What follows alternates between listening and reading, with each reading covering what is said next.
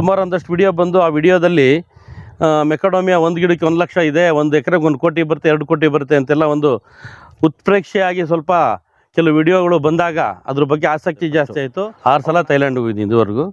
ಆಮೇಲೆ ವಿಯೆಟ್ನಾಮ್ಗೆ ಹೋದೆ. ವಿಯೆಟ್ನಾಮ್ಗೆ ಆಲ್ಮೋಸ್ಟ್ ಮೊನ್ನೆ ಹೋಗಿದ್ದು ಸೇರಿಸಿದ್ರೆ 15 ಸಲ ಆಗುತ್ತೆ. ಆಮೇಲೆ ಕೀನ್ಯಾಗೆ 2 ಸಲ ಹೋಗಿದ್ದೀನಿ, ಬರ್ಮಾಗೆ 1 ಸಲ ಹೋಗಿದ್ದೀನಿ. ಇಲ್ಲಿ ರಾಜೇಂದ್ರ ಅವರು ಫಾರ್ಮರಿಗೆ ಬಂದ್ಮೇಲೆ ನಮಗೆ ಬಹಳನೇ ಕನ್ವಿನ್ಸಿಂಗ್ ತರ ಹೇಳಿದ್ರು ಯಾವ ರೀತಿ ಬೆಳಿಬೇಕು ಅಂತೇಳಿ ಮೆಕಡೋಮಿಯಾನ. ಸೊ ಅದರದೇ ಆದಂಥ ಒಂದು ನೀತಿಗಳಿದಾವೆ, ಅದನ್ನೆಲ್ಲ ತಿಳಿದ ಮೇಲೆ ನಮಗೆ ಕನ್ವಿನ್ಸ್ ಆಯಿತು. ಸೊ ಹಾಗಾಗಿ ಮೆಕಡೋಮಿಯಾ ಹಾಕಿ ಒಂದು ಪ್ರಯತ್ನ ಮಾಡೋಣ ಅಂತೇಳಿ ದಾವಣಗೆರೆ ಜಿಲ್ಲೆ. ನಮಸ್ಕಾರ ಕಸ್ತೂರಿ ರಂಗಣ್ಣವ್ರೆ. ಸರ್, ವರ್ಷದಿಂದ ವರ್ಷಕ್ಕೆ ಇಂಪ್ರೂವ್ ಮಾಡ್ತಾ ಹೊರಟಿರಿ ನರ್ಸರಿನ. ಹೌದು. ವಿಶೇಷವಾಗಿ ಮೆಕಡೋಮಿಯಾ ಸಸಿಗಳ ಬಗ್ಗೆನೇ ಜಾಸ್ತಿ ಆಸಕ್ತಿ ತೋರಿಸ್ತಾ ಇದ್ದೀರಿ. ಮೆಕಡೋಮಿಯಾದಲ್ಲಿ ಎಷ್ಟು ವೆರೈಟಿಗಳಿದ್ದಾವೆ, ಯಾವ್ಯಾವ ವೆರೈಟಿ ಯಾವ್ಯಾವ ಏರಿಯಾಕ್ಕೆ ಸೂಕ್ತ ಮತ್ತು ಆ ವೆರೈಟಿಯ ವಿಶೇಷತೆಯನ್ನು ಇವತ್ತು ಸಂಪೂರ್ಣ ಮಾಹಿತಿಯನ್ನು ನೀಡ್ರಿ ಸರ್. ಖಂಡಿತ ಕಸ್ತೂರಿ ರಂಗಣ್ಣವ್ರೆ. ನೋಡಿ, ನೀವು ಕೇಳಿದ್ರಿ, ತುಂಬ ನೀವು ಇದ್ರ ಬಗ್ಗೆ ಆಸಕ್ತಿ ತೋರಿಸ್ತಿದ್ದೀರಾ ಅಂತ ಹೇಳಿದ್ರಿ. ಹೌದು, ಆಸಕ್ತಿ ಇವತ್ತಿಂದಲ್ಲ, 2018ರಲ್ಲಿ ನಾನು ಯಾವತ್ತು ಚಿಂಗ್ಮಾಯ್ ಥೈಲ್ಯಾಂಡ್ಗೆ ಹೋದಾಗಲೂ ಆವಾಗಲೇ ಇದ್ರ ಬಗ್ಗೆ ಆಸಕ್ತಿ ಜಾಸ್ತಿ ಆಯ್ತು, ನನಗೆ ಹುಟ್ಟಿತು. ಹಾಂ ಸರ್. ಆಮೇಲೆ 2019ರಲ್ಲಿ ನಾನು ದಲಾತ್ ವಿಯೆಟ್ನಾಮ್ ಹೋದೆ. ಅಲ್ಲೂ ನೋಡಿದೆ ಕ್ರಾಪ್ನ. ಅಲ್ಲೂ ನೋಡಿ ಕಾಫಿ ಜೊತೆ, ಆಮೇಲೆ ಕಾಫಿ ಬೆಳೆಯೋಂಥ ಏರಿಯಾದಲ್ಲೆಲ್ಲ ಬೆಳೀತಾಯಿದ್ರು, ಅದನ್ನು ಟೇಸ್ಟ್ ಮಾಡಿದೆ. ಅಲ್ಲಿ ಬೆಳೆಯೋಂಥ ಪ್ರದೇಶ ತೋಟಗಳು ವಿಸಿಟ್ ಮಾಡಿದ್ವಿ, ಪ್ರೊಸೆಸಿಂಗ್ ಯೂನಿಟ್ ನೋಡಿದ್ವಿ. ಆಮೇಲೆ ಅಲ್ಲಿ ಎಲ್ಲ ಕಡೆನೂ ಮಾರಾಟ ಆಗ್ತಾಯಿತ್ತು. ಆಮೇಲೆ ಇದನ್ನೆಲ್ಲ ನಾವು ತಿಂದ್ವಿ. ಇದು ಗೋಡಂಬಿಗಿನ್ನ ವಿಭಿನ್ನವಾಗಿದೆ, ಟೇಸ್ಟ್ ತುಂಬ ಚೆನ್ನಾಗಿದೆ. ಆಮೇಲೆ ಎಕನಾಮಿಕ್ಸು ಕೇಳಿದೆ, ತುಂಬ ಚೆನ್ನಾಗಿತ್ತು ಎಕನಾಮಿಕ್ಸು. ಅಲ್ಲಿ ರೈತರಿಗೆಲ್ಲ ತುಂಬ ಅನುಕೂಲವಾದಂಥ ಬೆಳೆ ಅಂತ ಕಂಡು ಬಂತು. ಹಾಗಾಗಿ ನನಗೆ ಇಂಟ್ರೆಸ್ಟ್ ಬಂತು. ಅವಾಗ ನಾನೇನು ಬಿಸ್ನೆಸ್ಸಲ್ಲಿ ಇರಲಿಲ್ಲ, ನರ್ಸರಿ ಬಿಸ್ನೆಸ್ಸಲ್ಲಿ. ನಾನು ಇಲ್ಲೆಲ್ಲ ಫ್ಲವರ್ಸ್ ಬೆಳೀತಾ ಇದ್ದೆ. ಆಮೇಲೆ ನಂದು agri business, green house construction ಎಲ್ಲ ಇತ್ತು, ಅದು ಮಾಡ್ಕೊಂಡಿದ್ದೆ. ಸೊ ನನಗೇನು ವಿಶೇಷವಾಗಿ ಇದನ್ನು ಡೆವಲಪ್ ಮಾಡಬೇಕು ಅನ್ನೋದಿರಲಿಲ್ಲ. ಯಾವಾಗ ನಿಮಗೆ ಲಾಕ್ಡೌನ್ ಆದಾಗ ನಾನಿಲ್ಲೇನು ಹೂವು ಬೆಳೀತಿದ್ದೆ, ಕಾರ್ನೇಷನ್ ಬೆಳೀತಿದ್ದೆ. ನಾನಿಲ್ಲಿ 2009-10ರಿಂದ ಕಾರ್ನೇಷನ್ ಬೆಳೆದಿದ್ದೀನಿ ನಾನು. ಹಾಂ ಸರ್. ಸುಮಾರು 10-12 ವರ್ಷ ಬೆಳೆದಿದ್ದೀನಿ. ಅವಾಗೇನಾಯಿತು, ಮಾರ್ಕೆಟ್ ವೈಪ್ಡ್ ಔಟ್ ಆಯಿತು. ವೈಪ್ಡ್ ಔಟ್ ಅಂದರೆ ಮಾರ್ಕೆಟೇ ಇಳ್ದಂಗೆ ಆಯಿತು, ಝೀರೋ ಮಾರ್ಕೆಟ್. ನಮಗೆ ಮಾರ್ಕೆಟ್ 2020 ಮಾರ್ಚಲ್ಲಿ ನಮ್ಮ ಟ್ರೇಡರ್ ಒಬ್ಬರು ಇದ್ದಾರೆ, ಶೇಖರ್ ಅಂತ, ವಿಲ್ಸನ್ ಗಾರ್ಡನ್ ಬೆಂಗಳೂರು. ರಾಜೇಂದ್ರ ಕುಮಾರ್ ಅವರೇ ಕಳಿಸ್ಬೇಡಿ ಅಂದಾಗ ನಮಗೆ ದಿಕ್ಕೇ ಚೋಚಂಗೆ ಆಯಿತು. ನಮ್ಮ ಬಿಸ್ನೆಸ್ ಎಲ್ಲ ಕ್ಲೋಸ್ ಮಾಡಿದ್ವಿ, ಏನು ಮಾಡೋದು ಅಂತ ಗೊತ್ತಾಗಲಿಲ್ಲ. ಆದರೂ ಅಕ್ಟೋಬರ್ 2020ರಲ್ಲಿ ಈ ಹುಡುಗರೆಲ್ಲ ಏನು ನಮ್ಮಲ್ಲಿ ಎಲ್ಲ ನಾರ್ತ್ ಇಂಡಿಯಾದಿಂದ ನಮ್ಮೆಲ್ಲ ಸ್ಟಾಫ್ ಇದ್ದರು, ನಮ್ಮ ಸಹೋದ್ಯೋಗಿಗಳು, ಅವರು ಹೋದರು. ಅವ್ರು ಹೋದ್ಮೇಲೆ ನಾನು ಏನು ಮಾಡೋದು ಅಂತ ಹೇಳಿ ಮತ್ತೆ ಒಂದು 6 ತಿಂಗಳು ಹಂಗೆ ಬಿಟ್ಟು ಮತ್ತೆ ಕ್ಲೀನ್ ಮಾಡಿಸಿ ಮತ್ತೆ ಜಿಪ್ಸೋಫಿಲೆ ಟ್ರೈ ಮಾಡಿದೆ.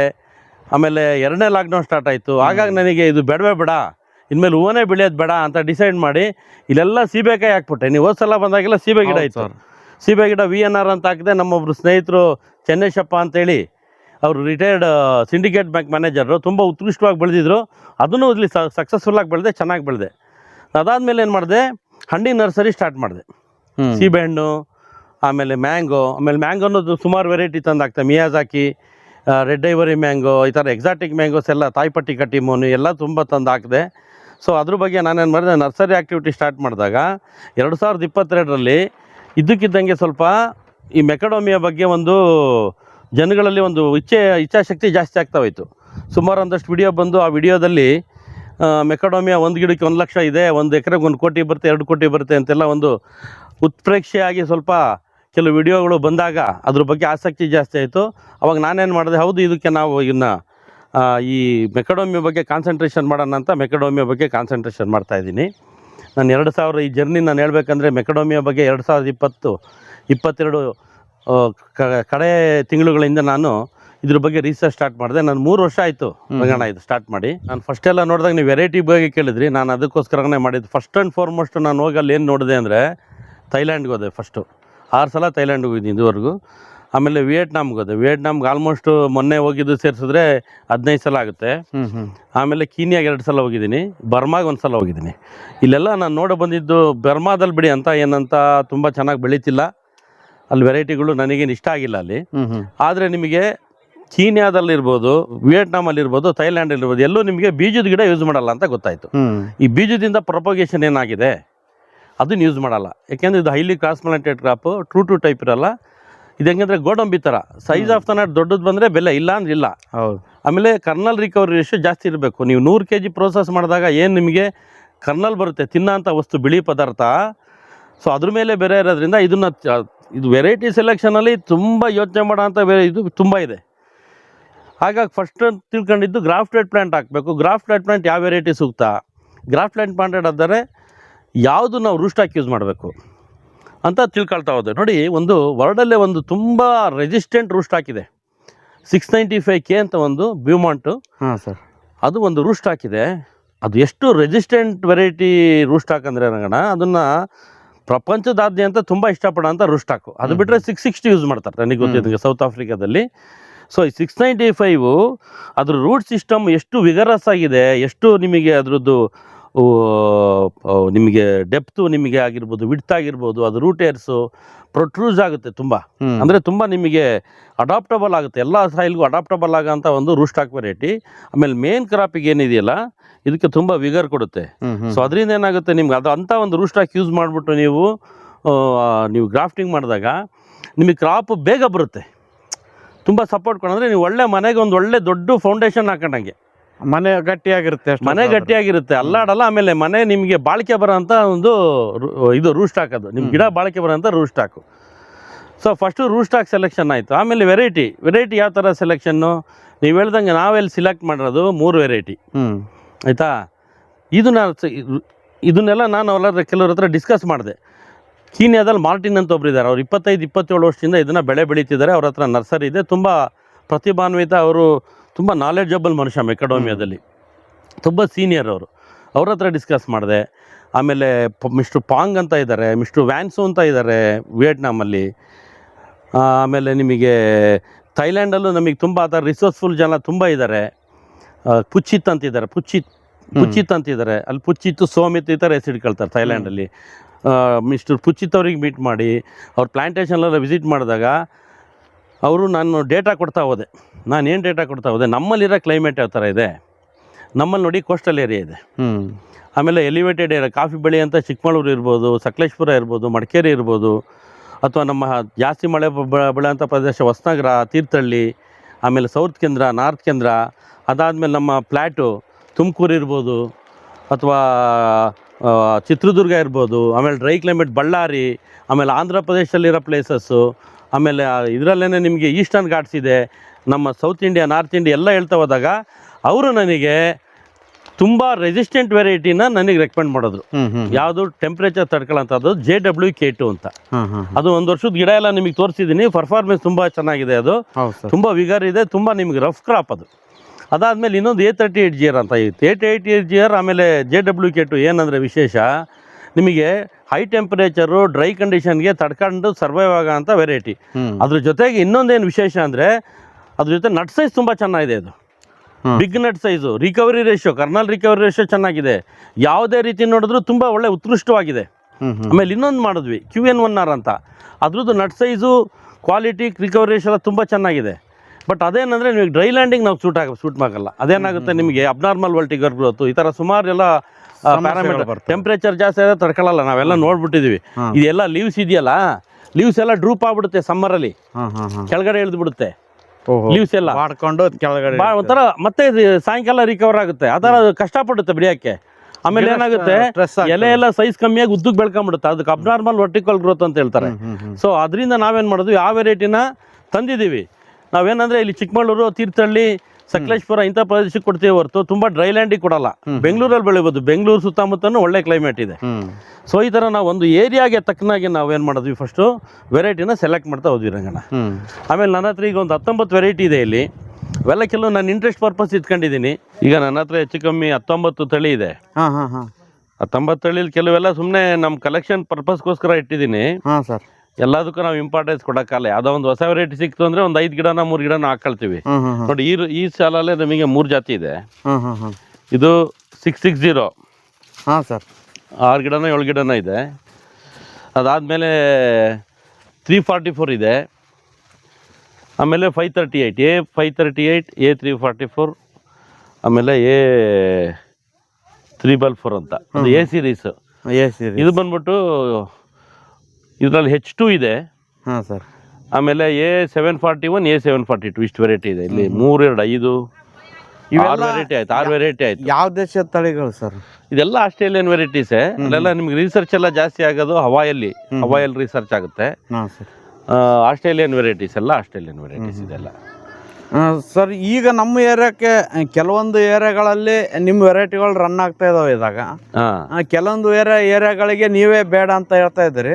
ಹೌದು, ಅಂತ ಏರಿಯಾಗಳಿಗೆ ಸೂಟೇಬಲ್ ಆಗಂತ ವೆರೈಟಿಗಳು ಏನಾದರೂ ಕಂಡಿರೇನು ಸರ್? ಅಲ್ಲ ಏನಾಗುತ್ತೆ ಅಂದರೆ ನೋಡಿ, ಇದು ಸಬ್ ಟ್ರಾಪಿಕಲ್ ಕ್ಲೈಮೇಟ್ ಸೂಟ್ ಆಗೋದ್ರಿಂದ ತುಂಬ ಹೈ ಟೆಂಪ್ರೇಚರು 45, 43, 44 ಡಿಗ್ರಿ ಸೆಲ್ಸಿಯಸ್ಸು ತುಂಬ ದಿವಸ ಅಂದರೆ 40, 50, 60 ದಿವಸ ಏನಾರ ನೀವಿದ್ರೆ ನಮಗೆ ಕ್ರಿಟಿಕಲ್ ಪೀರಿಯಡ್ ಅಂದರೆ April, May, June, parts of June. ನಿಮಗೆ ಮಾರ್ಚಿಂದ ಸ್ವಲ್ಪ ಟೆಂಪ್ರೇಚರ್ ಜಾಸ್ತಿ ಆಗ್ತಾ ಸ್ಟಾರ್ಟ್ ಆಗುತ್ತೆ. ನಮ್ಮ ಇಂಡಿಯನ್ ಸಬ್ ಕಾಂಟಿನೆಂಟ್ ಏನಿದೆ ಮಾರ್ಚಿಂದ ಜಾಸ್ತಿ ಆಗಕ್ಕೆ ಸ್ಟಾರ್ಟ್ ಆಗುತ್ತೆ. ಆ ಕ್ರಿಟಿಕಲ್ ಪೀರಿಯಡ್ ಅಂದರೆ ನಿಮಗೆ May, June, April, May, June. April, May, June ಎಷ್ಟು ದಿವಸ ನಿಮಗೆ ಟೆಂಪ್ರೇಚರ್ ಜಾಸ್ತಿ ಇದೆ ಅದನ್ನು ಸ್ಟಡಿ ಮಾಡಬೇಕಾಗುತ್ತೆ. ಅದ್ರಲ್ಲಿ ಕೆಲವೆಲ್ಲ ವೆದರ್ ಆ್ಯಪ್ಸ್ ಇದೆ. ಆ ವೆದರ್ ಆ್ಯಪ್ಸಲ್ಲಿ ಹೋದರೆ ನಿಮ್ಗೆ 2 ರಿಂದ 3 ವರ್ಷದ್ದು 2024, 2025 ಈ ಥರ ಒಂದು 2-3 ವರ್ಷದ್ದು ನಾವು ಡೇಟಾ ಸ್ಟಡಿ ಮಾಡ್ತೀವಿ. ಡೇಟಾ ಸ್ಟಡಿ ಮಾಡಿಬಿಟ್ಟು ಅಲ್ಲಿ ಮೇನು ನಾವು temperature, highest temperature, lowest temperature record ಆಗಿ ನೋಡ್ತೀವಿ. ಆಮೇಲೆ ನೋಡೋದು ಇನ್ನೊಂದು ಎಷ್ಟು ದಿವಸ ನಮಗೆ 39, 40, 43 ಇದಕ್ಕಿಂತ ಜಾಸ್ತಿ ಇದೆ ನೋಡ್ತೀವಿ. ಸೊ ಅವಾಗ ನಮ್ಗೆ ತುಂಬ ಜಾಸ್ತಿ ಇದ್ದರೆ ನಾವು ರೆಕಮೆಂಡ್ ಮಾಡೋಕ್ಕೆ ಹೋಗಲ್ಲ. ಅವಾಗ ತುಂಬ ರಿಸ್ಕ್ ಆಗುತ್ತೆ. ರೈತರಿಗೆ ಸೇಲ್ ಮಾಡೋ ಅಲ್ಲ, ಸಕ್ಸಸ್ ಆಗೋ ರೇಟ್ ತುಂಬ ಕಮ್ಮಿ ಆಗ್ಬೋದು. ಗಿಡ ಉಳಿಬೋದು, ಗಿಡ ಉಳಿಯಲ್ಲ, ಸರ್ವೈವ್ ಆಗ್ಬೋದು ಗಿಡ. ಬಟ್ ಅದ್ರ ಪರ್ಫಾರ್ಮೆನ್ಸ್ ಯಾವ ಥರ ಬರುತ್ತೆ, ನಟ್ ಸೈಜ್ ಯಾವ ಥರ ಬರುತ್ತೆ, ಕ್ವಾಲಿಟಿ ಯಾವ ಥರ ಬರುತ್ತೆ, ಇದು ಗೊತ್ತಾಗಲ್ಲ. ಸೊ ಹಾಗಾಗಿ ತುಂಬ ಆ ಥರ ಇರೋದಕ್ಕೆ ನಾವು ರೆಕಮೆಂಡ್ ಮಾಡ್ತಾ ಇಲ್ಲ. ಆಮೇಲೆ ಅವ್ರು ಹಾಕೋದಾದ್ರೂ ಕೆಲವೊಂದು ಪ್ರಿಕಾಷನರಿ ಮೆಜರ್ಸ್ ತಗೋಬೇಕಾಗುತ್ತೆ. ಪ್ರಿಕಾಷನರಿ ಮೆಜರ್ ಯಾವ ಥರ ತಗೋಬೇಕಂದ್ರೆ, ಒಂದು ರೆಸಿಸ್ಟೆಂಟ್ ವೆರೈಟಿ ಹಾಕಬೇಕು. ನಿಮ್ಮ ಟೆಂಪ್ರೇಚರ್ ರೆಸಿಸ್ಟೆಂಟ್ ವೆರೈಟೀಸು 3 ಇದೆ ಆ್ಯಕ್ಚುಲಿ ವರ್ಲ್ಡಲ್ಲಿ. ಒಂದು JWK2, ಇನ್ನೊಂದು 695K. 695K ಸ್ವಲ್ಪ small to medium size nut, ಚೆನ್ನಾಗಿದೆ, ಥ್ರೂಔಟ್ ದ ಇಯರ್ ಬಿಡುತ್ತೆ. ಟೆಟ್ರಾಫಿಲಾ ಅದು 695K. ಬಟ್ ಅದು ಸೈಜ್ ಕಮ್ಮಿ ಇರೋದ್ರಿಂದ ಸ್ವಲ್ಪ ನಿಮಗೆ ಇದು ಸ್ವಲ್ಪ ಕಮರ್ಷಿಯಲಾಗಿ ಸ್ವಲ್ಪ ಇದು ಅನುಕೂಲ ಆಗಲ್ಲ. ಆಮೇಲೆ ನಿಮಗೆ ಅದು ಬಿಟ್ಟರೆ A38GR, ಈ 3 ವೆರೈಟಿ ಸ್ವಲ್ಪ ಇರುತ್ತೆ. 19 ವೆರೈಟಿನ ಕೊಡ್ತೀವಿ. ಈ QN1R ಇರ್ಬೋದು, ಬೇರೆ ಯಾವುದೂ ನಾವು ಕೊಡಲ್ಲ. ನಾವು ಮಾಡ್ತಿರೋದೇ ಈ 3 ವೆರೈಟೀಸ್ ಈಗ. ಯಾಕೆಂದರೆ ಇದರಲ್ಲೆಲ್ಲ 3ರಲ್ಲೂ ಏನಿದೆ ಅಂದರೆ kernel recovery ratio, size of the nut ಚೆನ್ನಾಗಿದೆ. ಸೊ ಏನಾದ್ರು ಎಲ್ಲಿ ಅಡಾಪ್ಟ್ ಆದರೆ ಅವ್ರಿಗೆ ಸಕ್ಸಸ್ಫುಲ್ಲಾಗಿ ಬೆಳಿಬೋದು. ಸುಮಾರು ವೆರೈಟೀಸ್ ಇದೆ, ಎಲ್ಲ ತಂದು ಮಾಡೋದ್ರಲ್ಲಿ ಅರ್ಥ ಇಲ್ಲ. ಒಂದೊಂದ್ರಲ್ಲಿ ನೋಡಿ, ಇದು 660 ಇದೆಯಲ್ಲ, ಇದು ಇದು ಸ್ಮಾಲ್ ಸೀಡ್. ಇದು ನಿಮ್ದಿಗೆ ಇದು ರೂಟ್ ಸ್ಟಾಕಿಗೆ ಯೂಸ್ ಮಾಡ್ತಾರೆ ಜಾಸ್ತಿ ಇದು ಬೀಜನ. ಇದ್ರದ್ದು ಏನು ಪ್ರಾಬ್ಲಮ್ ಅಂದರೆ, ಇದು ಸ್ಟಿಕ್ ಟೈಟ್ ಅಂತ ಇದೆ. ಸ್ಟಿಕ್ ಟೈಟ್ ಅಂದರೆ ಏನಾಗುತ್ತೆ ಅಂದರೆ, ಒಂದು ದೊಡ್ಡ ಮರ ಬೆಳೆದಿರುತ್ತಲ್ಲ, ಇದು ನ್ಯಾಚುರಲ್ ಆಗಿ ಬೀಳ್ಬೇಕಿದು. ಮೆಚೂರ್ಡ್ ನಟ್ಟು ಬಿದ್ದಾಗ ಯಾವುದು ನಿಮಗೆ ಫಲ ಭರಿತ ಆಗಿರುತ್ತೆ ನಟ್ಟು, ಅದು ಕೆಳಗೆ ಬಿದ್ದಾಗ ಅದನ್ನು ಕಲೆಕ್ಟ್ ಮಾಡೋದು ಅಂತ ಒಂದು ಹಾರ್ವೆಸ್ಟಿಂಗ್ ಪ್ರೊಸೀಜರು. ಇದರಲ್ಲಿ ಏನಾಗುತ್ತೆ ಅಂದರೆ, ಮೆಚೂರ್ ಆದಮೇಲೆ ಬೀಳಲ್ಲ, ಅದು ಅಲ್ಲೇ ಇಟ್ಕೊಂಬಿಡುತ್ತೆ ಅದು ಗಿಡಕ್ಕೆ.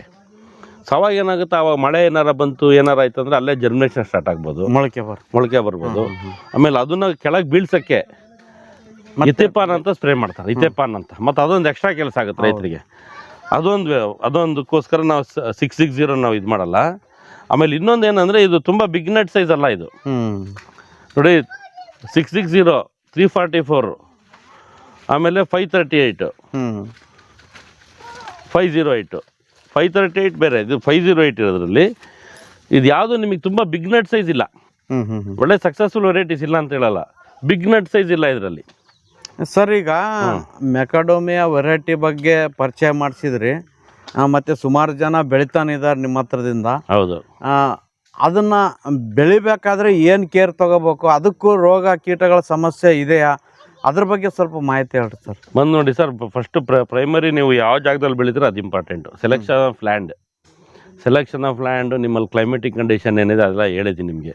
ಆಮೇಲೆ ನಾವು ಇನ್ನೊಂದೇನು ಪ್ಯಾರಾಮೀಟರ್ ನೋಡ್ತೀವಿ ಅಂದರೆ, number of rainy days in N year. ಒಂದು ವರ್ಷದಲ್ಲಿ ಎಷ್ಟು ದಿವಸ ಮಳೆ ಆಗುತ್ತೆ ಅಂತ. ಎಲ್ಲಿ ನಿಮಗೆ ನಂಬರ್ ಆಫ್ ರೈನಿ ಡೇಸ್ ಜಾಸ್ತಿ ಇರುತ್ತೆ, 100, 120, 150 ದಿವಸ ಕೆಲವು ಆಗುತ್ತೆ. ಕೆಲವು ಕಡೆ ಬರೀ ಒಂದು 50-60 ದಿವಸ ಆಗುತ್ತೆ.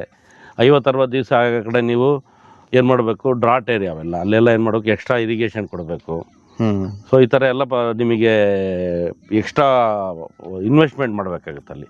ಅದ್ರ ನಂಬರ್ ಆಫ್ ರೈನಿ ಡೇಸ್ ಜಾಸ್ತಿ ಆಗೋ ಕಡೆ ನಿಮಗೆ 100, 150, 200 ಆಗೋ ಕಡೆ ನನ್ನ ಪ್ರಕಾರ ನಿಮಗೆ ಪ್ರಾಕ್ಟಿಕಲಿ ಇರಿಗೇಷನ್ ಬೇಡ, ಹೆಚ್ಚು ದೊಡ್ಡದಾದ್ಮೇಲೆ. ಬಟ್ ಪ್ರೊಟೆಕ್ಟಿವ್ ಆಗಿ, ಫಾರ್ ಎಕ್ಸಾಂಪಲ್ ಇವೆಲ್ಲ ಆಗುಂಬೆ ಹತ್ರ ಅಲ್ಲಿ ಆ್ಯಕ್ಚುಲಿ ನೋಡಿ ಹೋದ ವರ್ಷ ಸಮ್ಮರಲ್ಲಿ ನೀರು ಕೊಟ್ಟಿಲ್ಲ, ಬಟ್ ಸಮ್ಮರಲ್ಲಿ ನೀರು ಕೊಡದೆಲ್ಲ ಇದ್ದಾಗಲೂ ಸಮ್ಮರಲ್ಲಿ ಹೊಸ ಗ್ರೋತ್ ಇತ್ತು. ಫೆಬ್ರವರಿ ಮಾರ್ಚ್ ಏಪ್ರಿಲಲ್ಲಿ ಹೊಸ ಗ್ರೋತ್ ಕಾಣ್ತು ನಮಗಲ್ಲಿ. ಸೊ ಅದು ಇಂಡಿಕೇಶನ್ ಏನಂದರೆ ಅಲ್ಲಿ ಸಾಯಿಲ್ ಮಾಯಿಶ್ಚರು, ಆಮೇಲೆ ವಾಟರ್ ಟೇಬಲ್ ಎಲ್ಲ ಜಾಸ್ತಿ ಇದೆ ಅಂತ, ಆಮೇಲೆ ಕ್ಲೈಮೇಟಲ್ಲಿ ಹ್ಯುಮಿಡಿಟಿ, ಟೆಂಪ್ರೇಚರ್ ಎಲ್ಲ ಐಡಿಯಲ್ ಇರುತ್ತೆ ಅಂತ. ಸೊ ಅದು ನ್ಯಾಚುರಲ್ ಆಗಿ ಇದಾಗುತ್ತೆ.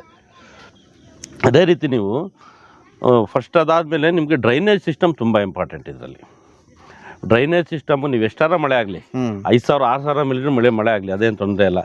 ನೀರು ನಿಲ್ಲಬಾರ್ದು, ಹಿಡ್ಕೋಬಾರ್ದು. ಆಮೇಲೆ ತುಂಬ ಹೈ ಕ್ಲೇ ಕಂಟೆಂಟ್ ಸಾಯಿಲ್ ಇರುತ್ತಲ್ಲ, ಅಂದರೆ ಜಿಗುಟು ಮಣ್ಣು, ಬ್ಲ್ಯಾಕ್ ಕಾಟನ್ ಸಾಯಿಲ್ನ ನಾನು ಯಾರಿಗೂ ರೆಕಮೆಂಡೇ ಮಾಡಲ್ಲ. ಬ್ಲ್ಯಾಕ್ ಕಾಟನ್ ಸಾಯಿಲ್ ಅಮೆಂಡ್ಮೆಂಟ್ ಮಾಡೋದು, ಸಬ್ಸರ್ಫೇಸ್ ಡ್ರೈನೇಜ್ ಮಾಡೋದು ತುಂಬ ಇನ್ವೆಸ್ಟ್ಮೆಂಟ್ ಬರುತ್ತೆ. ಆ ಥರ ಏನಾರು ಮಾಡೋದಾದ್ರೆ ಮಾತ್ರ ಮಾಡ್ಬೋದು, ಬಿಟ್ಟರೆ ಬ್ಲ್ಯಾಕ್ ಕಾಟನ್ ಸಾಯಿಲ್ ಜನರಲಿ ನಾನು ರೆಕಮೆಂಡ್ ಮಾಡಲ್ಲ. ಸರ್, ಈಗ ಇದಕ್ಕೆ ಥ್ರಿಪ್ಸು, ಮೈಟ್ಸು ಈ ಥರ ಸಮಸ್ಯೆಗಳು ಏನಾದರೂ ಇದೆ? ಹೌದು, ತುಂಬ ಹೈ ಟೆಂಪ್ರೇಚರ್ ಹೋದಾಗ ಥ್ರಿಪ್ಸ್ ಬರುತ್ತೆ. ಮೈಟ್ಸ್ ಏನು ಬರಲ್ಲ ನಿಮಗೆ. ಮೈಟ್ಸ್ ಏನು ನಾವು ಕಂಡು ಬಂದಿಲ್ಲ ನಮ್ಮಲ್ಲಿ. ಮತ್ತೆ ಸ್ವಲ್ಪ ರಫ್ಫುನ್ ಇರುತ್ತೆ ಇದು. ಹೌದೌದು. ಅದೇನಾಗುತ್ತೆ ಅಂದರೆ ನಿಮ್ಗೆ ಯಾವುದೇ ಇದಾದರೂ ನೋಡಿ, ಇದು ಓಲ್ಡರ್ ಲೀವ್ಸ್. ಇದು ಈ ಓಲ್ಡರ್ ಲೀವ್ಸಿಗೆ ಅಫೆಕ್ಟ್ ಆಗಲ್ಲ. ನ್ಯೂ ಗ್ರೋತ್ ಇದೆಯಲ್ಲ, ನ್ಯೂ ಗ್ರೋತಿಗೆ ಅಫೆಕ್ಟ್ ಆಗುತ್ತೆ. ಸ್ವಲ್ಪ ಸ್ಮೂತ್ ಇರ್ತದೆ. ಹೌದು, ಸ್ಮೂತ್ ಇರುತ್ತಲ್ಲ. ನೋಡಿ ಇಲ್ಲಿ ಒಂದು ತೋರಿಸಿ ನೋಡಿ ನಿಮಗೆ. ಇದು ಈ ಟೈಮಲ್ಲಿ ಥ್ರಿಪ್ಸ್ ಅಟ್ಯಾಕ್ ಆಗಿದೆ. ಅವಾಗ ಏನಾಗುತ್ತೆ, ಸ್ಟ್ಯಾಂಟೆಡ್ ಗ್ರೋತ್ ಆಗುತ್ತೆ ಲೀಫ್, ಆಯಿತಾ. ಆಮೇಲೆ ರಿಕವರ್ ಆಗಿದೆ. ಇನ್ನು ನಿಮಗೆ ಕ್ಲಿಯರಾಗಿ ಕೆಲವು ಗಿಡದಲ್ಲಿ ಇದಕ್ಕಿಂತ ಕ್ಲಿಯರಾಗಿ ಗೊತ್ತಾಗುತ್ತೆ. ಇಲ್ಲಿ ನೋಡಿ ಇದು ಈ ಟೈಮಲ್ಲಿ ನಿಮಗೆ ಸ್ಟಂಟೆಡ್ ಗ್ರೋತ್ ಆಗಿದೆ, ಥ್ರಿಪ್ಸ್ ಅಫೆಕ್ಟ್ ಆಗಿದೆ ಆ ಟೈಮಲ್ಲಿ. ಹೌದು ಸರ್. ಆಮೇಲೆ ಮತ್ತೆ ರಿಕವರ್ ಆಗಿದೆ.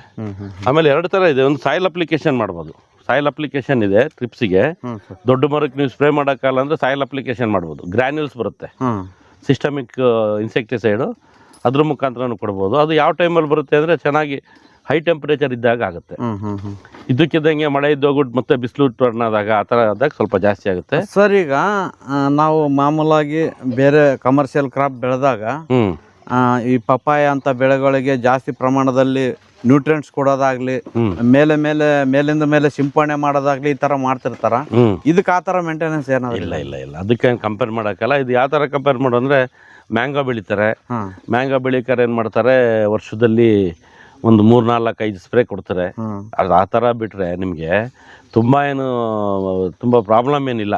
ಅಕಸ್ಮಾತ್ ಒಂದು ಸ್ಪ್ರೇ ತಪ್ಪಿಸಿದ್ರು ನಿಮಗೆ ಈಲ್ಡ್ ಮೇಲೆ ಇದ್ರ ಮೇಲೆ ತುಂಬ ಅಫೆಕ್ಟ್ ಏನಾಗಲ್ಲ. ಇದು ಹಾರ್ಡಿ ಕ್ರಾಪು. ತುಂಬ ಕೆಲವು ಕ್ಲೈಮೇಟಿಕ್ ಕಂಡೀಷನ್, ತುಂಬ ಎಕ್ಸ್ಟ್ರೀಮ್ ಕ್ಲೈಮೇಟಲ್ಲಿ ಬೆಳೆದಾಗ, ಇಲ್ಲಿ ತುಂಬ ಟೆಂಪ್ರೇಚರ್ ಜಾಸ್ತಿ ಇರೋ ಕಡೆ ಕೆಲವರು ಬೆಳೀತಾ ಇದ್ದಾರೆ, ಪ್ರಯತ್ನ ಪಟ್ಟು ಬೆಳೀತಿದ್ರೆ ಅವರಿಗೆ ಬೇಕಾಗುತ್ತೆ. ಅವ್ರಿಗೆ ಸ್ವಲ್ಪ ಜಾಸ್ತಿ ಇನ್ಸೆಕ್ಟ್ ಪ್ರಾಬ್ಲಮ್ ಬರ್ಬೋದು. ಅವ್ರು ಸ್ವಲ್ಪ ನೀವು ಸ್ಪ್ರೇಸು, ಒಂದು ಶೆಡ್ಯೂಲ್ ಆಫ್ ಸ್ಪ್ರೇಸ್ ಅದೆಲ್ಲ ತಗೊಂಡು, ಇನ್ಸೆಕ್ಟಿಸೈಡ್ ಇರ್ಬೋದು, ಅದೆಲ್ಲ ಮಾಡ್ಬೋದು.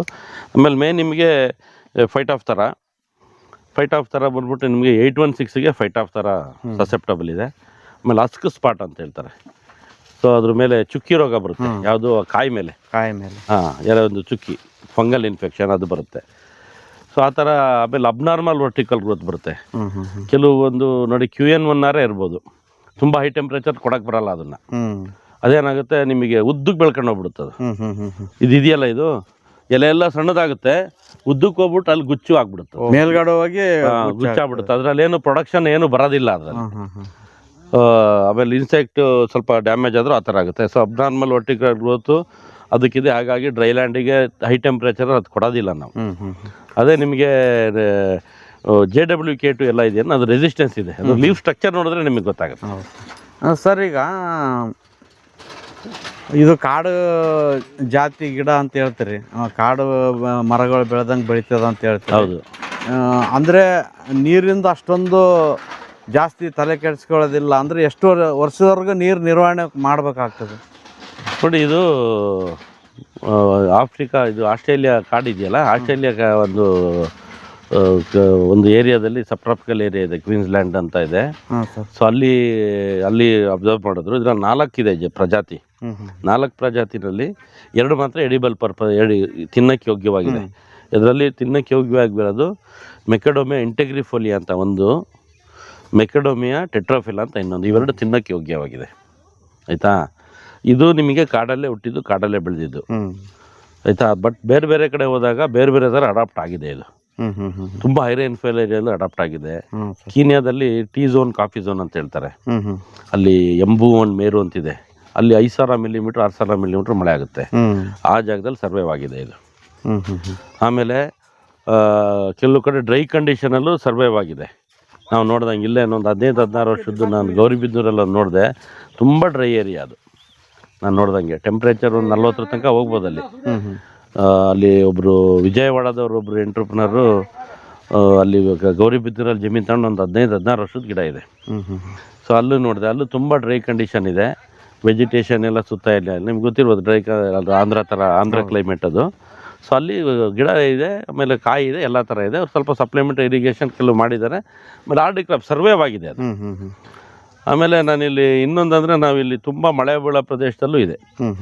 ಆಮೇಲೆ ಸ್ಟಾರ್ಟಿಂಗ್ ನಾಟಿ ಮಾಡಿದ್ಮೇಲೆ ಯಾವ ಪ್ರಮಾಣದಲ್ಲಿ ನೀರು ಕೊಡಬೇಕಾಗ್ತದೆ, ಎಷ್ಟು ವರ್ಷದವರೆಗೂ ನೀರು ನಿರ್ವಹಣೆ ಮಾಡಬೇಕಾಗ್ತದೆ?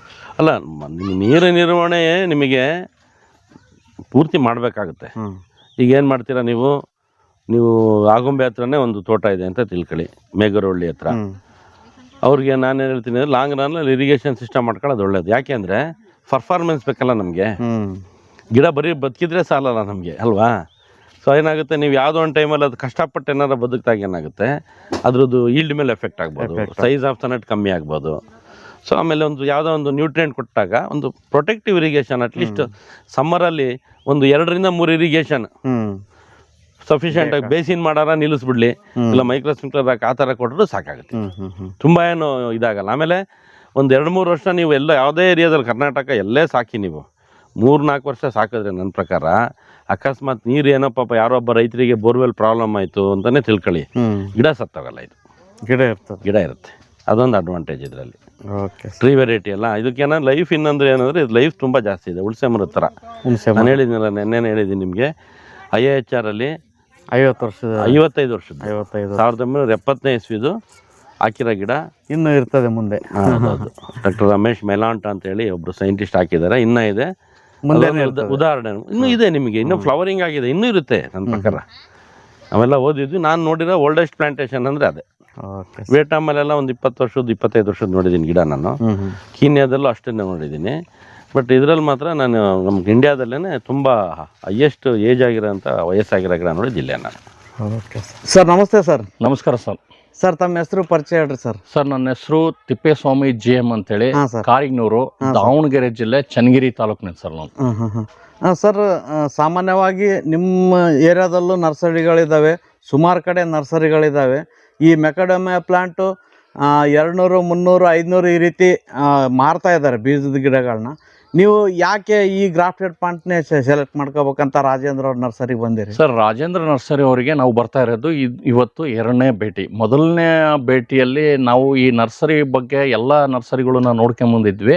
ಇದು ಗ್ರಾಫ್ಟೆಡ್ ತಳಿ ಆಗಿರೋದ್ರಿಂದ ಹಾಗಾಗಿ ಈ ಮೆಕಾಡಮಿಯನ್ನು ರಾಜೇಂದ್ರ ಅವರ ನರ್ಸರಿಯಲ್ಲೇ ತಗೋಬೇಕು ಅಂತ ಹೇಳಿ ಬಂದ್ವಿ. ಈ ಗಿಡಗಳು ಭಾಳ ಉತ್ತಮವಾಗಿದೆ, ಉತ್ಕೃಷ್ಟವಾಗಿದ್ದಾವೆ, ಭಾಳ ಚೆನ್ನಾಗಿದ್ದಾವೆ ಅಂತೇಳಿ ಇದು ಮಾಡಿದ್ವಿ. 500, 300, 400 ರೂಪಾಯಿದು ಕೆಲವು ವೆರೈಟೀಸ್ಗಳನ್ನು ಶಿವಮೊಗ್ಗ ನರ್ಸರಿಯಲ್ಲಿ ಕೊಡ್ತಾ ಇದ್ದಾರೆ. ಆದರೆ ಅದಕ್ಕೂ ಇದಕ್ಕೂ ಕಂಪೇರ್ ಮಾಡಿದಾಗ ರಾಜೇಂದ್ರ ಅವರು ತಗೊಂಬಂದಂಥ ಗಿಡಗಳು ಡ್ರಾಫ್ಟೆಡ್ ಆಗಿರೋದ್ರಿಂದ ಅವರೇ ಸ್ವತಃ ಡ್ರಾಫ್ಟ್ ಮಾಡ್ತಾ ಇದ್ದಾರೆ. ಹಾಗಾಗಿ ನಾವು ಮೆಕಾಡಮಿಯನ್ನು ನಮ್ಮ ಚಿಕ್ಕಪ್ಪನವರು ಹಾಕ್ತಾ ಇದ್ದಾರೆ 1 ಎಕರೆ. ಅಂದರೆ 100 ಗಿಡಗಳನ್ನು ನಾವು ಇವತ್ತು ಶಿವಮೊಗ್ಗ ನರ್ಸರಿಯಿಂದ ನಾವು ಒಯ್ತಾ ಇದ್ದೀವಿ. ಹೆಂಗ ಅನ್ಸ್ತು ಸರ್ ನಿಮ್ಗೆ ಇವರು ಯಾವ ತರ ಅಂತ? ಈ ದಾವಣಗೆರೆ ಜಿಲ್ಲೆಯಲ್ಲಿ ಪ್ರಪ್ರಥಮವಾಗಿ ನಾವೇ ಇದನ್ನ ನಮ್ಮ ಚಿಕ್ಕಪ್ಪವರ ಇದನ್ನ ಪ್ಲಾಂಟೇಶನ್ ಅನ್ನ ನಾವು ಮಾಡ್ತಾ ಇದೀವಿ. ಇಲ್ಲಿವರೆಗೆ ದಾವಣಗೆರೆ ಜಿಲ್ಲೆಯಲ್ಲಿ ಯಾರೂ ಮಾಡಿಲ್ಲ. ತುಮಕೂರು ಜಿಲ್ಲೆಯಲ್ಲಿ ಒಬ್ರು ಇದನ್ನ ಮೆಕಾಡಮಿಯಾ ಬಗ್ಗೆ ಮಾತಾಡಿದಾರೆ, ವಿಡಿಯೋನು ನೋಡಿದವಿ. ಆ ಮೆಕಾಡಮಿಯಾ ಇದು ಅಂತ ಹೇಳಿದ್ರೆ ಇದು ಡ್ರೈ ಫ್ರೂಟ್ಸ್, ಗೋಡಂಬಿ ಇದ್ದಂಗೆ. ಇದು 1 kgಗೆ 1800 ರೂಪಾಯಿದಂಗೆ ತುಮಕೂರು ಜಿಲ್ಲೆಯಲ್ಲಿ ಕೊಡ್ತಾ ಇದ್ದಾರೆ ಒಬ್ರು. ನಾವು ಇದನ್ನ ಪ್ರಯತ್ನ ಏನೋ ಹೊಸದನ್ನ ಮಾಡಬೇಕು ಅಂತೇಳಿ ದಾವಣಗೆರೆ ಜಿಲ್ಲೆಯಲ್ಲಿ ಏನಾಗಿದೆ ಅಂದ್ರೆ ಬರೇ ಭತ್ತ, ಕಬ್ಬು, ಅಡಿಕೆ ಆಗಿದೆ. ಹಾಗಾಗಿ ನಾವು ಇದನ್ನ ಬೇರೆ ಹೊಸ ತಳಿಯನ್ನ ಹೊಸದ್ ಏನಾದ್ರೂ ಮಾಡಬೇಕು, ಡ್ರೈ ಫ್ರೂಟ್ಸ್ ಇದು ಆಗಿರೋದ್ರಿಂದ ಈ ತಳಿಯನ್ನ ಆಯ್ಕೆ ಮಾಡಿ ಮಾಡಿದ್ದೇವೆ. ಇದರಿಂದ ನೋಡ್ಬೇಕು, ಇದು ಈ ಗಿಡ 3 ವರ್ಷ ಆದ ಮೇಲೆ ಬಿಡುತ್ತೆ ಅಂತ ಹೇಳ್ತಾ ಇದ್ದಾರೆ. 1 ಗಿಡ 60 kg ನಮಗೆ ಕಾಯಿ ಕೊಡುತ್ತೆ ಅಂತ ಹೇಳ್ತಾ ಇದ್ದಾರೆ ಡ್ರೈ ಫ್ರೂಟ್ಸ್. ಅದನ್ನ ನೋಡ್ಬೇಕು. ನಾವು ಈಗ ಸದ್ಯದರಲ್ಲಿ ಇದನ್ನ ಒಯ್ತಾ ಇದ್ದೇವೆ ಇವತ್ತು. Okay sir, thank you sir. Okay sir, ನಮಸ್ಕಾರ. ಇವರು ನಮ್ಮ ಚಿಕ್ಕಪ್ಪ ಮಗ ಆದರ್ಶ್ ಅಂತೇಳಿ ಸಾಫ್ಟ್ವೇರ್ ಇಂಜಿನಿಯರು. ಇವರು ಹೊಲಕ್ಕೆ ನಾವು ಈಗ 100 ಗಿಡನ ತಗೊಂಡು ಹೋಗ್ತಾ ಇದ್ದೀವಿ, ಮೆಕಾಡೋಮಿಯನ್ನ. ನಮಸ್ಕಾರ ಸರ್. ನಮಸ್ತೆ ಸರ್. ನನ್ನ ಹೆಸರು ಆದರ್ಶ ಅಂತೇಳಿ. ನಾನು ಬೆಂಗಳೂರಲ್ಲಿ ಸಾಫ್ಟ್ವೇರ್ ಇಂಜಿನಿಯರ್ ಕೆಲಸ ಮಾಡ್ತಾ ಇದ್ದೀನಿ. ಹಾಬಿಯಾಗಿ ನನಗೆ ಫಾರ್ಮಿಂಗ್ ಕೂಡ ಭಾಳ ಇಷ್ಟ, ಎಸ್ಪೆಷಲಿ ಆರ್ಗ್ಯಾನಿಕ್ ಫಾರ್ಮಿಂಗ್ ಭಾಳ ಇಷ್ಟ. ಸೊ ಹಾಗಾಗಿ ಊರಲ್ಲಿ ತೋಟ ಇದೆ, ನಮ್ಮ ಬೆಲ್ಟಲ್ಲಿ ಎಲ್ಲರೂ ಅಡಿಕೆ ಮರ ಇದೆ, ಆಯಿತಾ. ಸೊ ಹಾಗಾಗಿ ನಾವೇನೋ ಬೇರೆ ಮಾಡಬೇಕಲ್ಲ ಅಂಥೇಳಿ ಒಂದು ಉದ್ದೇಶದಲ್ಲಿ ನಮ್ಮ ತಂದೆಯವರು ಇದಕ್ಕೆ ಒಂದು ಮೂಲ ಕಾರಣ ಅಂತ ಹೇಳ್ಬೋದು. ಅವರು ಇದನ್ನು ಹುಡುಕಿದ್ರು. ಹೇಗೆ ಹುಡುಕಿದ್ರು ಅಂತ ಗೊತ್ತಿಲ್ಲ. ರಾಜೇಂದ್ರ ಅವ್ರದ್ದು ಕಾಂಟ್ಯಾಕ್ಟ್ ಬಂತು. ಅವ್ರಿಗಿಂತ ಮುಂಚೆ ಬೇರೆ ಕಡೆ ಎಲ್ಲ ಸುತ್ತಾಡ್ಕೊಂಡು ಬಂದ್ವಿ. ಕಡೆಗೆ ಇಲ್ಲಿ ರಾಜೇಂದ್ರ ಅವರ ಫಾರ್ಮಿಗೆ ಬಂದಮೇಲೆ ನಮಗೆ ಭಾಳನೇ ಕನ್ವಿನ್ಸಿಂಗ್ ಥರ ಹೇಳಿದರು ಯಾವ ರೀತಿ ಬೆಳಿಬೇಕು ಅಂತೇಳಿ, ಮೆಕಡೋಮಿಯನ. ಸೊ ಅದರಲ್ಲಿ ಅದರದೇ ಆದಂಥ ಒಂದು ನೀತಿಗಳಿದ್ದಾವೆ. ಅದನ್ನೆಲ್ಲ ತಿಳಿದ ಮೇಲೆ ನಮಗೆ ಕನ್ವಿನ್ಸ್ ಆಯಿತು. ಸೊ ಹಾಗಾಗಿ ಮೆಕಡೋಮಿಯಾ ಹಾಕಿ ಒಂದು ಪ್ರಯತ್ನ ಮಾಡೋಣ ಅಂತೇಳಿ ದಾವಣಗೆರೆ ಜಿಲ್ಲೆಯಲ್ಲಿ ನಮಗೆ ಗೊತ್ತಿದ್ದ ಹಾಗೆ, ನಾವು ತಪ್ಪಿರ್ಬೋದು, ನಮಗೆ ಗೊತ್ತಿದ್ದ ಹಾಗೆ ನಮ್ಮದೇ ಮೊದಲನೇದು ಅಂತ ಅನಿಸ್ತಾ ಇದೆ. ಇದು ಮಾಡೋದ್ರಿಂದ ಇನ್ನು ಸಣ್ಣ ಇಳುವರಿಗೂ ಕೂಡ ಅನುಕೂಲ ಆಗುತ್ತೆ ಮುಂದೆ. ಎಷ್ಟು ಎಕರೆಯಲ್ಲಿ ಮಾಡ್ತಾ ಇದ್ದೀರಿ ಸರ್? ಸದ್ಯಕ್ಕೆ 1 ಎಕರೆಯಲ್ಲಿ ಪ್ರಯತ್ನವನ್ನು ಸ್ಟಾರ್ಟ್ ಮಾಡ್ತಾ ಇದ್ದೀವಿ ಸರ್. ಇದ್ರ ಜೊತೆಗೆ ಮಿಶ್ರ ಬೆಳೆಯಾಗಿ ಒಂದು ಹೊಸ ತಳಿ ಒಂದು ಕಾಫಿದು ಇದೆ. ಸೊ ಅದನ್ನು ಮುಂದೆ ಬರೋ ದಿನಗಳಲ್ಲಿ ಹೇಳ್ತೇನೆ. ಸೊ ಈಗ ಅಟ್ ಪ್ರೆಸೆಂಟ್ ನಾವು ಮೆಕಡೋಮಿ ಅಷ್ಟೇ ಸ್ಟಾರ್ಟ್ ಮಾಡ್ತಾ ಇದ್ದೀವಿ. ನಾವು ರಾಜೇಂದ್ರ ಸರ್ ಹತ್ರ ಬರೋದಕ್ಕಿಂತ ಮುಂಚೆ ಭಾಳಷ್ಟು ನರ್ಸರಿಗಳನ್ನ ನಾವು ನೋಡಿದ್ದೀವಿ. ಮಂಡ್ಯ, ಮೈಸೂರಿಂದ ಹಿಡಿದು ಚಿಕ್ಕಮಂಗ್ಳೂರು ತನಕ ಹಿಡಿದು ಶಿವಮೊಗ್ಗದಿಂದ ಹಿಡಿದು ಎಲ್ಲ ಕಡೆನೂ ಸುತ್ತಾಡಿದ್ದೀವಿ, ಫೋನಲ್ಲಿ ಮಾತಾಡಿದ್ದೀವಿ. ಅಲ್ಲಿ ಬರೀ ಕಮರ್ಷಿಯಲ್ ಇತ್ತಲ್ಲಿ. ಇಲ್ಲಿ ನಮಗೆ ರಾಜೇಂದ್ರ ಫಸ್ಟ್ ಕೇಳಿದ್ದು ಜಾಗ, ನೆಲ ಯಾವುದು, ಆಮೇಲೆ ಬರುತ್ತೋ ಇಲ್ಲೋ, ಅದನ್ನು ನಾನು ಇಷ್ಟೇ ಕೊಡೋದು, ಯಾಕಂದರೆ ಜಾಸ್ತಿ ಕೊಡಬಾರ್ದು ಅನ್ನೋ ಒಂದು ಇದರಲ್ಲಿ ವ್ಯವಹಾರವಾಗಿ ಮಾತಾಡಲಿಲ್ಲ ಅವರು. ಇದೊಂದು ಕ್ರಾಂತಿ ರೀತಿಯಲ್ಲಿ ಮಾತಾಡಿದ್ರು ಅವರು. ಆಯಿತು ಅಂತೇಳಿ ನಮ್ಮ ತಂದೆ, ನಮ್ಮ ಅಣ್ಣವರು ಅವರೆಲ್ಲ ಬಂದು ನೋಡ್ಕೊಂಡು ಹೋದರು. ಅವಾಗ ಗೊತ್ತಾಯಿತು ನಿಜವಾಗ್ಲೂ ಇರೋದು ಆಳ ಏನು ಅಂತೇಳಿದ್ದು, ಹೇಗೆ ಬೆಳೆಯೋದು, ಎಲ್ಲಿಂದ ಬರುತ್ತೆ, ಇದರಲ್ಲಿ ತಳಿಗಳು ಹೇಗಿರುತ್ತೆ ಅನ್ನೋದನ್ನು. ಸೊ ಒಂಥರ ಜ್ಞಾನ ಗೊತ್ತಾದಮೇಲೆ ನಮಗೆ ಕನ್ವಿನ್ಸ್ ಆದಮೇಲೆ ಆಮೇಲೆ ಇವ್ರ ಜೊತೆಗೆ ಅವರ ಮಾರ್ಗದರ್ಶನದಲ್ಲಿ ಬೆಳಿಬೇಕು ಅಂತೇಳಿ ಅಂದ್ಕೊಂಡ್ವಿ ಸರ್. ಒಂದು ಪ್ರಯತ್ನ ಮಾಡೋಣ ಅಂತೇಳಿ. Thank you sir. ನಮಸ್ಕಾರ. ಮೊದಲಿಗೆ ನಾವು ಮೆಥಡ್ ಆಫ್ ಪ್ಲಾಂಟಿಂಗ್ ಇನ್ಸ್ಟ್ರಕ್ಷನ್ ಕೊಡ್ತೀವಿ. ಇದು ಕನ್ನಡದಲ್ಲೂ ತಯಾರಾಗ್ತಾ ಇದೆ, ಸದ್ಯಕ್ಕೆ ಇಂಗ್ಲೀಷಲ್ಲಿದೆ. ಇವರು ಸಾಫ್ಟ್ವೇರ್ ಇಂಜಿನಿಯರ್, ಅರ್ಥ ಮಾಡ್ಕೊಳ್ತಾರೆ ಆದರ್ಶ್ ಅವರು. ಏನೇನು ಹಾಕಬೇಕು, ಗುಂಡಿ ಎಷ್ಟು ತೆಗಿಬೇಕು, ಸ್ಪೇಸಿಂಗ್ ಯಾವ ಥರ ಇರಬೇಕು, ಅದರಲ್ಲಿ ನೀವು ಟ್ರೈಕೋಡರ್ಮಾ, ಸುಡೋಮಾನಸ್, ಮೆಟಾರೈಸಮು ಯಾವ್ಯಾವ ಪ್ರಮಾಣದಲ್ಲಿ ಹಾಕಬೇಕು, ಆಮೇಲೆ ಬೇವಿನ ಹಿಂಡಿ, ಆಮೇಲೆ ನೀವು ಕಡಲೆಕಾಯಿ ಹಿಂಡಿ ಹಾಕಿದ್ರೆ ಎಷ್ಟು ದೂರದಲ್ಲಿ ಹಾಕಬೇಕು, ಮೆಥಡ್ ಆಫ್ ಪ್ಲಾಂಟಿಂಗ್ ವಿತ್ ವಿಡಿಯೋದಲ್ಲಿ ನಾವು ಮೆಥಡ್ ಆಫ್ ಪ್ಲಾಂಟಿಂಗ್ ಮೆಥಡ್ ತೋರಿಸಿದ್ವಿ. ಇವನ್ ನಾವು ಸಸಿ ಇಳಿಸ್ಕೊಳ್ಳೋದು, ಗ್ರಾಫ್ಟೆಡ್ ಪ್ಲಾಂಟ್ ಇಳಿಸ್ಕೊಳ್ಳೋದು, ನಾವು ಇದನ್ನೆಲ್ಲ ಇಟ್ಕೊಂಡು ಇಳಿಸಂಗಿಲ್ಲ. ಬಾಲ್ ಆಫ್ ದ ಅರ್ಥ ಪ್ಯಾಕೆಟ್ ಸಮೇತ ಇಳಿಸ್ಬೇಕು.